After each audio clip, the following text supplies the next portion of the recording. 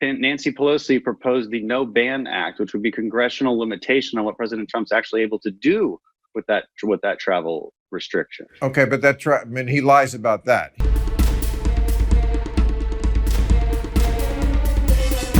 Peter Navarro, somebody else who talks to Trump a lot, told him directly January 29th, you got to get ahead of this.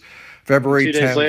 2 days later, he implemented a restrictive travel ban from China, which he was widely criticized for.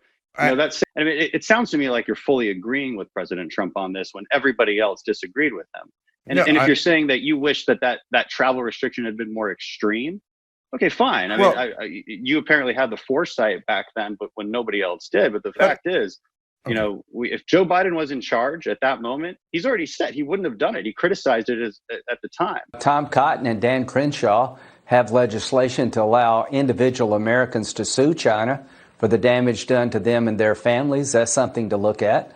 I'd like to look at a pandemic tariff. And this week, Senator Tom Cotton and Congressman Dan Crenshaw introduced a bill that would allow Americans to sue China in federal court to recover damages for death, injury, and economic harm caused by the virus by silencing doctors and journalists who tried to warn the world about the coronavirus. The Chinese Communist Party allowed the virus to spread quickly around the globe. Let's let Americans sue the Chinese government. So this bill would simply change the Foreign Sovereign Immunity Act so that we can actually do that in our courts. We would do it in a select few courts so that it doesn't become overwhelming.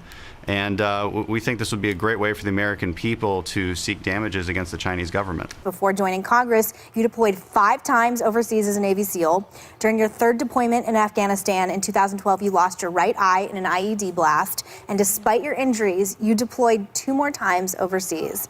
I just want to know what gave you the strength. Yes, pretty amazing. There was never really another option except to try and get back with the guys, get back in the platoon. Dan Crenshaw, who I think is going to be a leader in this country for a long time to come, Republican, served bravely as a special operator. This is a time where we actually have to come together and live with that duty to our community, that duty to each other, that duty as a good citizen. Now is not the time for political stone throwing or taking advantage of one another. It's a time for helping one another. We also just know that we can't get away with the same things the left can get away with. I mean, it's amazing what they get away with. And so we just don't fight that way. But it's got to stop. It's nonsense. There's plenty to disagree on substantive terms. Let's just actually debate those things.